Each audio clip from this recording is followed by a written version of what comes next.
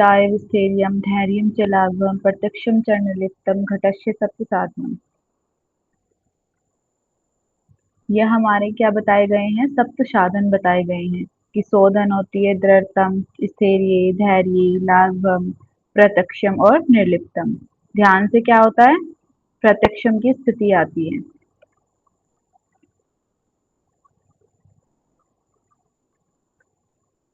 श्लोक में बताया गया है कि स्थूलम ज्योतिष तथा सूक्ष्म ध्यानस्य त्रिविधम विदु। स्थूलम मूर्ति में प्रोक्तम ज्योतिष तेजो में तथा सूक्ष्म बिंदु में ब्रह्म कुंडली प्रदेवता। क्या कहा गया है कि स्थूलम ज्योति तथा सूक्ष्म कि तीन प्रकार के ध्यान बताए गए हैं, स्थूल ध्यान, ज्योति ध्यान और सूक्ष्म ध्यान। ध्यानस्य त्रिविधम विदु कि ध्यान के ये तीन प्रकार हैं जो विद्वानों द्वारा जाने जाते हैं। स्थूलम मूर्ति में प्रोक्तम कि स्थूल ध्यान को मूर्ति में मतलब साकार रूप वाला कहा गया है। ज्योति तेजो में तथा ज्योति ध्यान तेजो में मतलब प्रकाश रूप कहा गया है। सूक्ष्म बिंदु में ब्रह्म कि सूक्ष्म ध्यान बिंदु में सच्चिदानंद ब्रह्म का रूप है। कुंडली पर देवता जिसमें कुंडलिनी महाशक्ति की परम देवता है। तो क्या कहा गया है यहाँ पे कि जो हमारे त्रिविधम विदु की ध्यान कितने बताए गए हैं, तीन प्रकार के ध्यान होते हैं हमारे, स्थूल ध्यान, ज्योति ध्यान और सूक्ष्म ध्यान। जो अब हमारा स्थूल ध्यान है वो क्या है, मूर्ति में है। स्थूल ध्यान को क्या कहा गया है कि जो स्थूल ध्यान है वो मूर्ति में है, ठीक है, मतलब मूर्ति में साकार रूप वाला कहा गया है। और जो ज्योति ध्यान है वो तेजो में प्रकाश रूप है। सूक्ष्म ध्यान जो है वो बिंदु में कि सच्चिदानंद ब्रह्म का रूप है। कुंडली प्रदेवता जिसमें कुंडली महाशक्ति की ब्रह्म देवता है। इसमें ध्यान के बारे में याद रखना है कि ध्यान कितने प्रकार के बताए गए हैं, तीन हैं। कौन कौन से ध्यान है, स्थूल ध्यान, ज्योति ध्यान, सूक्ष्म ध्यान। स्थूल ध्यान कैसा है, मूर्ति में है। ज्योति ध्यान कैसा है, तेजो में। और सूक्ष्म ध्यान कुंडली में। क्लियर। अब हम डिटेल से पढ़ेंगे एक एक करके कि स्थूल ध्यान क्या कहा, स्थूल ध्यान के बारे में क्या कहा गया है। स्थूल ध्यान के बारे में कहा गया है, ये इसका श्लोक है यहाँ पे, ठीक है, इसकी विधि है। तो स्थूल ध्यान के बारे में कहा गया है कि हृदय में अमृत का सागर मतलब स्वयं के हृदय में सुधा सागर मतलब अमृत के समुद्र की कल्पना करनी है। तो कैसी कल्पना करनी है, जैसे कि सागर है अमृत की, जैसे समुद्र है ना, अमृत का समुद्र है, ऐसी कल्पना करनी है। फिर रतन दीप और रतन में बालू, उस सागर के बीचों बीच एक ऐसा दीप है जो रत्नों से भरा हुआ है और वहां की जो बालू मतलब जो रेत है वो भी रत्नों के चूर्ण जैसी चमक रही है। सुगंधित वृक्ष, उस द्वीप पर चारों ओर फलों से लदे हुए वृक्ष हैं। कौन कौन से वृक्ष हैं, मालती, मल्लिका, जूही, चंपा, परिजात जैसे सुंदर फलों की सुगंध चारों तरफ बिखरी हुई है। चार वेदों वाला कल्प वृक्ष मतलब उस द्वीप के ठीक मध्य में एक मनोहर कल्प वृक्ष है जिसकी चार शाखाएं हैं। चार शाखाओं का मतलब यहाँ पे बताया गया है कि चार वेद हैं, ऋग्वेद, यजुर्वेद, सामवेद और अथर्ववेद का प्रतीक है। पक्षी और भंवरे कि उस द्वीप के वातावरण में कोयल और कूक रही हैं और भंवरे मधुर गुंजन कर रहे हैं। रतन जड़ित चबूतरा कल्प वृक्ष के नीचे एक अत्यंत सुंदर चबूतरा मतलब वेदी है जो हीरे, नीलम और अन्य बहुरत्न मूल्य रत्नों से सजा हुआ है। इष्ट देव का ध्यान, उस दिव्य चबूतरे में एक सुंदर आसन पर आपके इष्ट देव विराजमान है, आपको उनका ध्यान करना है। रूप और आभूषण का चिंतन, उन्होंने जो दिव्य आभूषण और वस्त्र पहने हुए हैं उनके उस शांत स्वरूप और वाहन का निरंतर चिंतन करें। तो ये चीज तुम इमेजिन करके देखो कि जो हमारा स्थूल ध्यान है, जब हम स्थूल ध्यान करेंगे तो उसमें हमें कैसे करना है, क्या क्या इमेजिन करना है। तो सबसे पहले क्या करना है, स्वयं के हृदय में एक जैसे सागर की लहरें हैं, सागर अमृत है, ऐसी कल्पना करनी है। फिर कल्पना करने के बाद उसके बाद इमेजिन करना है कि उस सागर के बीच में क्या है, एक दीप है। जो दीप है वो रत्नों से भरा हुआ है और वहां की जो बालू या रेत है जो भी है उसमें समुद्र में वो भी क्या है, रत्नों की तरह चमक रही है। फिर उसके बीच चारों ओर क्या है, फलों से लदे हुए वृक्ष हैं। कौन कौन से वृक्ष बताए गए हैं, मालती, मल्लिका, जूही, चंपा और परिजात जैसे सुंदर फलों से सुगंध चारों ओर बिखरी हुई है। फिर उस द्वीप के ठीक मध्य में एक कल्प वृक्ष है जिसकी 4 शाखाएं बताई गई हैं, ऋग्वेद, यजुर्वेद, सामवेद और अथर्ववेद। फिर उस द्वीप के वातावरण में कोयल कूक रही है और भंवरे मधुर गुंजन कर रहे हैं। फिर उस कल्प वृक्ष के नीचे एक अत्यंत सुंदर चबूतरा है जो हीरे और नीलम के बहुमूल्य रत्नों से सजा हुआ है। फिर वहां पे हमें उस दिव्य चबूतरे में एक सुंदर आसन पर आपके इष्ट देव विराजमान है, हमें उनका ध्यान करने के लिए कहा गया है। तो ये कौन सा ध्यान हो जाएगा? स्थूल ध्यान। इसमें याद रखना कि कौन कौन से वृक्ष का बताए गए हैं। मालती, मल्लिका, जोही, चंपा, परिजाति, यहाँ से क्वेश्चन आए हुए हैं कि कौन कौन से वृक्ष बताए गए हैं। उसमें ऑप्शन दे दिए थे, ठीक है, तो याद रखना कौन कौन से। मालती, मल्लिका, जूही, चंपा और परिजात जैसे सुंदर फलों की सुगंध चारों तरफ बिखरी हुई है, तो कौन कौन से बताए गए हैं। और फिर उसके मध्य में क्या है? एक कल्प वृक्ष है। कल्प वृक्ष की कितनी शाखाएं बताई गई हैं? 4। कौन कौन से? ऋग्वेद, यजुर्वेद, सामवेद और अथर्ववेद। फिर उस वातावरण में किसकी आवाज आ रही है? पक्षी और भंवरे की। कोयल कूक रही है और भंवरा क्या कर रहा है? मधुर गुंजन कर रहा है। फिर उस कल्प वृक्ष के नीचे क्या है? एक चबूतरा है जो हीरे और नीलम के बहुमूल्य रत्न है उनसे सजा हुआ है। फिर उसमें हमें इष्ट देव का ध्यान करने के लिए कहा गया है। उन्होंने जो दिव्य आभूषण और वस्त्र पहने हैं ना, उनके उस शांत स्वरूप और वाहन का निरंतर हमें चिंतन मतलब कि ध्यान करना है। ये कौन सा ध्यान हो गया हमारा? स्थूल ध्यान। स्थूल ध्यान के लिए क्या बोला गया है कि जो स्थूल ध्यान है वो क्या है? मूर्ति में, ठीक है। यहाँ पे क्या है? मूर्ति में साकार रूप वाला कहा गया है स्थूल ध्यान को। स्थूल ध्यान के बाद कौन सा ध्यान आता है? सॉरी, स्थूल ध्यान की 2 विधि बताई गई हैं। एक हमने पढ़ ली। दूसरी विधि में ये कहा गया है स्थूल ध्यान की, जो शस्त्रहार में द्वादश दल कमल, जो हमारा शस्त्रहार चक्र है उसमें द्वादश दल कमल मतलब सिर के शीर्ष पर स्थित शस्त्रहार 1000 पंखुड़ी वाले महाकमल में कर्णिका मतलब उसके केंद्र के भीतर एक छोटा 12 पंखुड़े वाला कमल है जो द्वादश दल कमल है, जो अत्यंत श्वेत मतलब शुक्ल और तेजस्वी प्रकाश से युक्त है। 12 बीज मंत्र इस छोटे कमल में प्रत्येक पंखुड़ी में कौन सी है? हा श लेके हा शा शा मा ला वा रा यम हम शा शा प्रे आदि 12 विशिष्ट हठ योगियों द्वारा बीज मंत्र अंकित हैं। इस बार एक बार ही क्वेश्चन आया हुआ है कि जो हमारे 12 बीज मंत्र है उसमें 4 ऑप्शन दे दिए थे, ऐसे ही करके ना मंत्र दे दिए थे हा शा करके कुछ, तो उसमें से हमें देखना था कि स्थूल ध्यान के लिए कौन सा मंत्र बताया गया है। ठीक है, तुम्हें वो 12 ना दे के सिर्फ 6 दे देगा, माला बारा युम हम दे देगा यहाँ तक, तो अब पूछेगा कि बताओ कौन सा 12 बीज मंत्र में से कौन सा सही है। ठीक है? त्रिशूल और त्रिभुज की रचना उस कमल के केंद्रीय भाग मतलब कृणिका में आकाथा रेखाओं से मिलकर एक त्रिभुज की रचना होती है और साथ ही हाथ हा ला मिलकर एक त्रिशूल जैसी आकृति बनाते हैं। फिर मध्य में प्रणव मतलब ओम और हंस का जोड़ा इस त्रिकोण के ठीक मध्य में ओम मतलब प्रणव विद्यमान है, जो नाद और बिंदु में पीठ मतलब आसन है, वहां प्रकाश और ध्वनि के रूप में हंस और हंसनी का एक जोड़ा बैठा है जो साक्षात गुरुदेव की दिव्य पादुकाओं का प्रतीक है। इस बार जिसने एग्जाम दिया होगा उसको पता होगा कि इस लाइन से क्वेश्चन आया हुआ है। याद है किसी को कि क्या क्वेश्चन बना था इस लाइन से? इस बार वहां पे दिया गया था कि स्थूल ध्यान है जो हमारा उसमें पूछा गया था कि जो हमारा त्रिभुज है, ठीक है, उसमें दिया गया था कि त्रिशूल है, जो त्रिशूल की आकृति कैसे बनती है। उसमें ऑप्शन थी आ का था, हा था ला, तो 4 ऑप्शन थे ऐसे करके, तो उसमें से हमें देखना था कि त्रिशूल की आकृति कैसे बनती है। हा, था और ला, इन तीनों से मिलके क्या बनती है? हमारे त्रिशूल की आकृति बनती है। और आ का था से मिलके क्या बनता है? त्रिभुज की आकृति बनती है। ये बहुत इंपॉर्टेंट है, ये याद रखना है कि इस लाइन से भी हमारा क्वेश्चन आ चुका है, इससे भी आ चुका है, तो क्या ये इम्पोर्टेंट है ना। पूछ लिया जाएगा कि जो स्थूल ध्यान है वो कितनी बताया, कौन से चक्र में बताया गया है, कहाँ पे ध्यान करना है, कितने दल बताए गए हैं उसके, कौन कौन से दल हैं, कौन कौन से बीज मंत्र हैं, त्रिशूल और त्रिभुज की जो रचना हुई है, त्रिशूल कौन से अक्षर से मिलके बनता है, त्रिभुज कौन से अक्षर से मिलके बनते हैं। तो ये सब याद रखना है कि त्रिशूल कौन से अक्षर से मिलके बनेगा? हा था और ला से, और त्रिभुज किससे बनेगा? आ खा था से। फिर उसके मध्य में बताया गया है कि जो प्रणव मतलब कि जो ओम है वहां पे क्या है, हंस का जोड़ा है।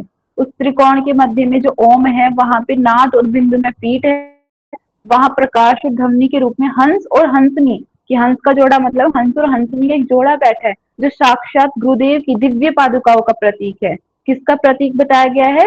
गुरुदेव की दिव्य पादुकाओं, मतलब उनकी जो जैसे खड़ाऊ होते हैं ना, पादुकाएं होती हैं, उनका प्रतीक प्रतीक है। क्लियर है? स्थूल ध्यान। मैम इसमें हाँ जी गुरुदेव पूछिए। ओम ही होंगे, ओम फिर को क्या? माना जाएगा। ओम मतलब कि प्रणव, नहीं नहीं, प्रणव मतलब ओम। जैसे आपने योग सूत्र पढ़ी होगी तो वहां पे ओम को क्या बोला गया है? प्रणव बोला गया है ना। तो यस मैम। गुरुदेव नहीं, यहाँ पे ओम को प्रणव बोला गया है। जैसे ओम होता है ना, गायत्री मंत्र में ओम है जैसे, तो ओम को क्या कहा गया है? आ उ म, तो उसको प्रणव बोला गया है। क्लियर है? Okay ma'am.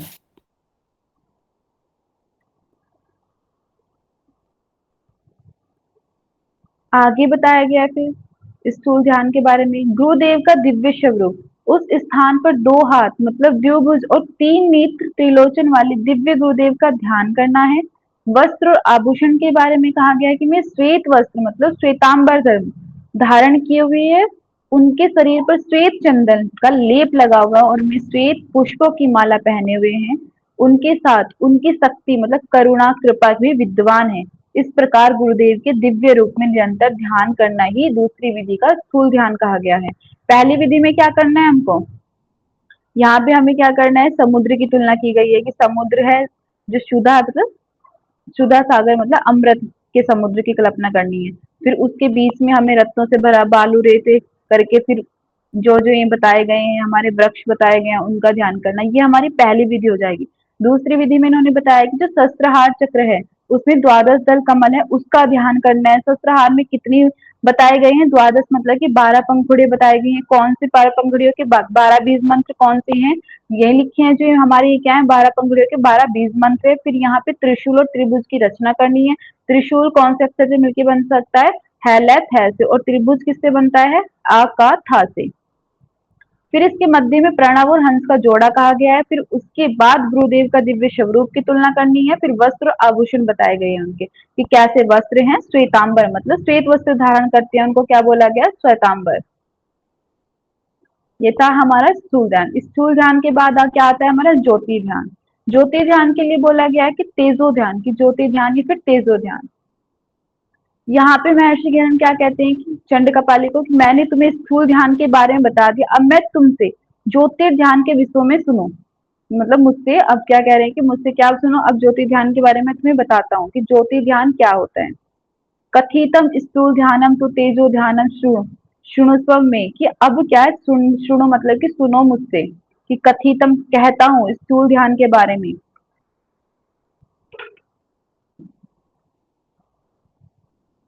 यहाँ पे क्या बताया गया? मूलाधार चक्र में ध्यान, कि जो हमारा मूलाधार चक्र है उसका ध्यान करना है। रीढ़ की हड्डी के नीचे हिस्से यानी मूलाधार चक्र में कुंडली शक्ति एक सर्पणी मतलब भुजंगकार के रूप में लिपटी हुई स्थित है। वहां पर जीवात्मा एक दीपक की लो प्रदीप कलिका के समान प्रकाशमान रूप में वास करती है। उस स्थान पर परम तेजस्वरी ब्रह्म ज्योति रूप में ध्यान करना ही पहला तेजो ध्यान कहा गया है। दूसरी विधि क्या बताई गई है? भूमध्य में ध्यान, कि बाहु के बीच भूमध्य या आज्ञा चक्र में और मन के ऊपरी भाग में जो प्रणव मतलब ओम रूपी परम प्रकाश या दिव्य ज्योति स्थित है, उस ज्वाला से युक्त तेज का निरंतर चिंतन करना ही ज्योति ध्यान कहलाता है। क्या समझे तुम यहाँ पे? जैसे हमने स्थूल ध्यान का दूसरा टाइप पढ़ा तो वहां पे चक्र याद रखना है तुम्हें। वहां पे कौन सा चक्र बताया गया है? सहस्त्रहार चक्र बताया गया है। यहाँ पे जो ज्योति ध्यान है, यहाँ पे कौन से चक्र की बात की गई है? मूलाधार चक्र की बात की गई, कि जो मूलाधार चक्र है, मूलाधार चक्र कहाँ होता है? उसका स्थान बताया गया है कि जो मूलाधार चक्र होता है उसमें कुंडली शक्ति का एक जैसे कि भुजंगकार मतलब शर्पणी के रूप में लिपटी हुई स्थित है, क्या? कुंडलिनी। वहां पे हमें जो जीवात्मा है उसके एक दीपक की लो के समान प्रकाशमान रूप में वो वास करती है। किसके लिए कहा गया है? कुंडलिनी को बोला गया है यहाँ पे, कि जो कुंडली है वहां पे वो जीवात्मा के एक दीपक की लो के समान प्रकाशमान है और उसके रूप में वास करती है। उस स्थान पर परम तेजस्वी ब्रह्म की ज्योति के रूप में हमें ध्यान करना है। ये क्या होगी, पहली विधि होगी। दूसरी विधि में कहा गया है कि भूमध्य में ध्यान करना है। भूमध्य में कौन सा चक्र होता है, आज्ञा चक्र। दोनों हमारी जो आईब्रोज होती है उनके बीच में कौन सा चक्र हो जाएगा, आज्ञा चक्र हो जाएगा। तो दूसरे चक्र में क्या, दूसरी विधि में क्या बोला गया, भूमध्य मतलब आज्ञा चक्र में ध्यान करने के लिए कहा गया है कि मन के ऊपरी भाग में जो प्रणव मतलब रूपी ओम रूपी प्रकाश दिव्य ज्योति स्थित है, उस ज्वाला में युक्त तेज का निरंतर चिंतन करना ही क्या है, ज्योति ध्यान कहलाता है। क्लियर है। श्लोक में इनका कुछ ऐसे इंपॉर्टेंट नहीं है, पढ़ने को मैं पढ़ देती हूँ। कथितम स्थूल ध्यानम तो जो तेजो ध्यानम शुण में यद ध्यान सुने योग सिद्धिर आत्म प्रत्यक्ष में मूलाधारे कुलनी भुजंग कारणे रूपणी जीवात्मा तिष्ठति तत्र प्रतीप कलिका आकृति ध्याये तेजो में ब्रह्म तेजो ध्यानम प्रात परम प्रकार अंतरम भुव मध्यम मनिधव्यम च यतेच प्रणव आत्मक ध्यायते ज्वालावत युक्तम तेजो ध्यानम तथेवी।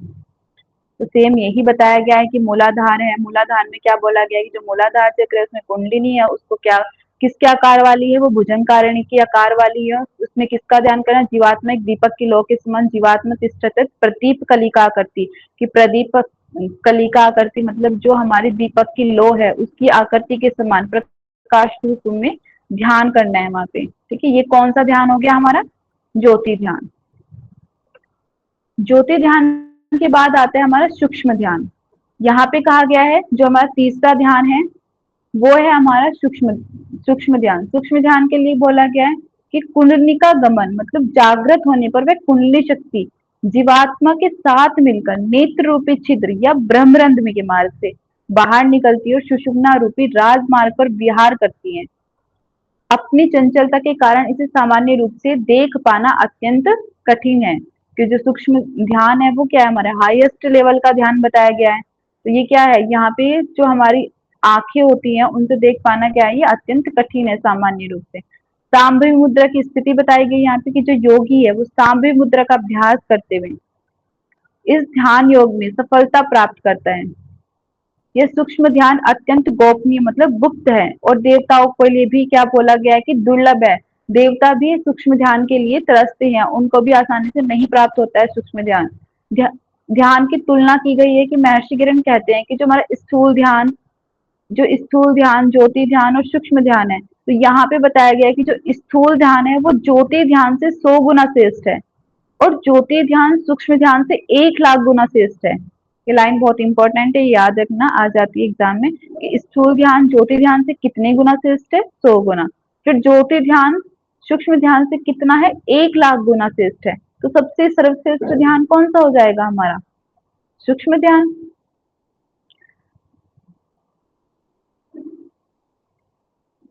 अध्याय का जो हमारा छठा अध्याय है फिर उसके लास्ट में कहा गया है कि इस प्रकार मैंने तुम्हें ये अत्यंत दुर्लभ ध्यान योग बताए हैं, इनके निरंतर अभ्यास से आत्मा का साक्षात प्रत्यक्ष अनुभव हो जाता है, इसलिए हठ योग में इस ध्यान का सबसे विशेष स्थान बताए गए हैं। ठीक है, 6th चैप्टर हमारा कंप्लीट हो गया है। 6th चैप्टर में हमारे 3 ध्यान बताए गए हैं, कौन कौन से, स्थूल ध्यान, सूक्ष्म ध्यान और ज्योति ध्यान। स्थूल ध्यान की 2 विधि बताई मैंने तुम्हें, सूक्ष्म ध्यान की भी, ज्योति ध्यान की भी 2 विधि बताई। और सूक्ष्म ध्यान में क्या बताया गया है कि जो सूक्ष्म ध्यान है वो तुम्हारा हमारा सर्वश्रेष्ठ है। सूक्ष्म ध्यान के लिए कहा गया है कि देवता भी क्या है, इसके लिए अत्यंत दुर्लभ है, देवताओं को भी आसानी से प्राप्त नहीं होता है सूक्ष्म ध्यान, और इसको गुप्त रखने के लिए कहा गया है। इसमें कौन सी मुद्रा लगेगी, सांभवी मुद्रा। सांभवी मुद्रा कहाँ पे लगाते हैं बताओ, सांभवी मुद्रा कैसे लगती है।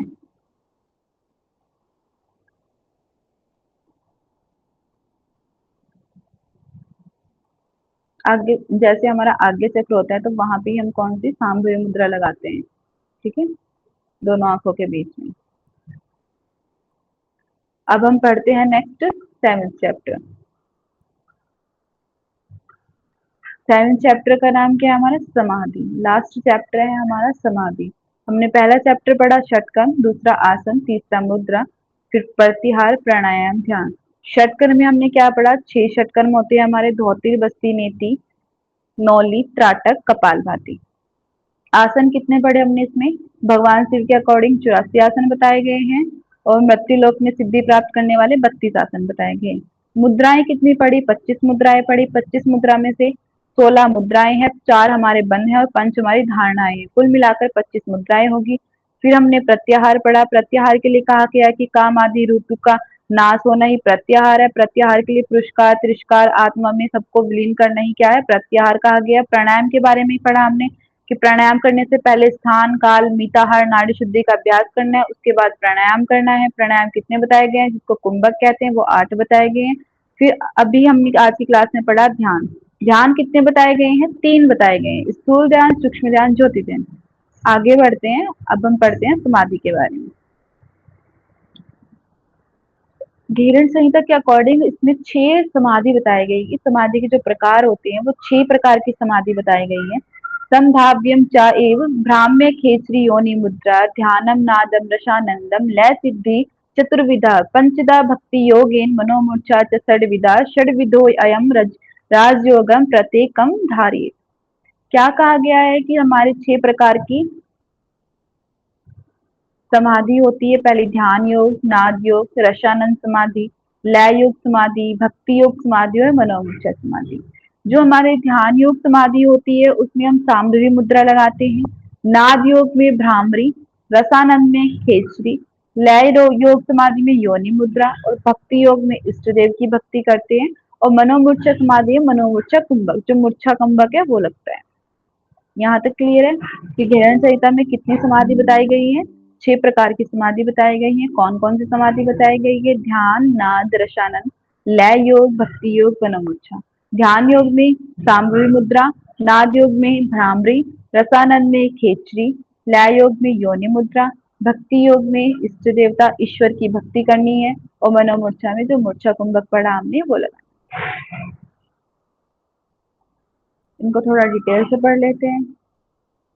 जैसे हमारा ध्यान योग समाधि है। ध्यान योग समाधि के लिए कहा गया है कि समाधि ध्यान की गहराई और विशेष मुद्रा में स्वयं में सिद्ध होती है। जैसे हम सामूहिक मुद्रा धारण करते हैं जिसमें आंखें खुली रहती हैं लेकिन जो दृष्टि होती है वो बाहों के मध्य जहाँ पे हमारा आज्ञा चक्र होता है वहां पे हमें टिकानी है। ठीक है, तो कौन सी मुद्रा लगानी है? यहाँ पे सामूहिक मुद्रा लगानी है। इसके बाद हृदय चक्र में स्थित अपनी आत्मा कुंडली शक्ति सूक्ष्म ध्यान ज्योति रूप में किया जाता है। अवस्था बताए कि मन रूप की तरह है, उस दिव्य प्रकाश में लीन हो जाना है। अपने मन को पूरी तरह उस दिव्य प्रकाश में जो लौ जल रही है उसमें पूरी तरह से लीन कर लेना है, जिससे भेद मैं और ईश्वर का भेद कि मैं और भगवान का भेद जो है वो समाप्त हो जाता है। तो वो कौन सी समाधि हो जाएगी? ध्यान योग समाधि। कौन सी मुद्रा लगेगी इसमें? सांभवी मुद्रा। सांभवी मुद्रा कैसे लगाती है? जिसमें आंखें खुली रहती हैं और दृष्टि हमारी आज्ञा चक्र पे होती है। वो कौन सी मुद्रा हो जाएगी? सांभवी मुद्रा हो जाएगी। दूसरा है हमारा नाद योग समाधि। नाद योग समाधि में क्या होता है? यह समाधि आंतरिक दिव्य ध्वनि, जो दिव्य ध्वनि होती है जिसको अनाहत नाद होते हैं, उसको सुनने की प्रक्रिया है इसमें। इसमें कौन सी मुद्रा का अभ्यास करना है? खेचरी मुद्रा का अभ्यास करना है। जीभ को उलटकर तालू के पीछे ले जाना है। इसके बाद वह अपने दाहिने कान से शरीर के भीतर उठने वाले सूक्ष्म ध्वनियां जैसे शंख, घंटी, भौरे की गुंजन पर ध्यान केंद्रित करना है। जैसे जैसे आंतरिक ध्वनि मतलब नाद गहरी होती जाती है तो मन बाहरी दुनिया से भूलकर अपने अंदर नाद में विलीन हो जाएगा। तो वही कौन सी समाधि है? नाद योग समाधि। नाद योग समाधि कर रही है तो कौन सी मुद्रा लग रही है? खेचरी मुद्रा। इनसे क्वेश्चन बनते हैं, इनको हल्के में मत लेना। आ जाएगा कि ध्यान योग समाधि में कौन सी मुद्रा लगती है? सांभवी। नाद में खेचरी। थर्ड आती है हमारी रसानंद समाधि। रसानंद समाधि में यह समाधि आनंद की उस अवस्था को दर्शाती है जो प्राणायाम के गहरे अभ्यास में मिलती है। साधक भ्रामरी प्राणायाम का अभ्यास करता है। इसमें श्वास को धीरे धीरे अंदर खींचा जाता है और छोड़ते समय भौरों जैसी गुंजन निकाली जाती है। इस गूंज से मस्तिष्क में एक विशेष कंपन पैदा होता है और साधक को एक अलौकिक आंतरिक रस और असीम आनंद की अनुभूति होती है, जिससे मन स्थिर हो जाता है। और ठीक है, ये क्या हमारा रसानंद समाधि है।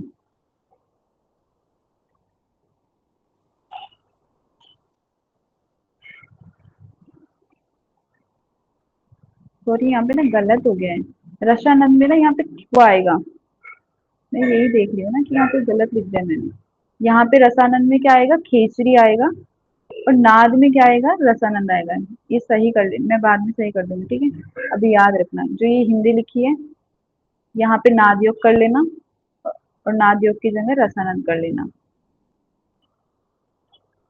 ठीक है। लय योग समाधि मतलब इसके लिए साधक योनि मुद्रा का अभ्यास करता है।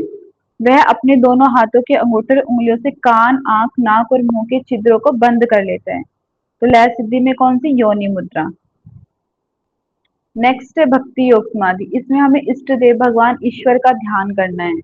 फिर भगवान के प्रति अत्यधिक प्रेम और भक्ति के कारण साधक की आंखों से आंसू बहने लगते हैं, शरीर पुलकित हो जाता है, या अत्यंत भावुकता और प्रकाशता से मन पूरी तरह भगवान के स्वरूप में समा जाता है। तो यहाँ पे समाधि कौन सी लग जाएगी, भक्ति योग समाधि में हमें इष्ट देव मतलब अपने आप को पूर्ण रूप से भगवान के उसमें समर्पित कर देना है। नेक्स्ट है राजयोग समाधि। राजयोग समाधि में मनोमूर्छा या फिर मनोमूर्छा जो समाधि है उसमें मूर्छा प्राणायाम का अभ्यास करना है हमें। मूर्छा प्राणायाम कैसे करते हैं कि इसमें कुंभक जो श्वास को अंदर रोकने की अवधि बहुत लंबा किया जाता है, इसमें मन की चंचलता समाप्त हो जाती है, ठीक है। जब हमारा मन पूरी तरह शांत हो जाएगा, मूर्छा अवस्था में आ जाएगा, तो वो कौन सा प्राणायाम हो जाएगा, मूर्छा प्राणायाम, ठीक है। हमारा पूरा घेरन से कंप्लीट हो गया है।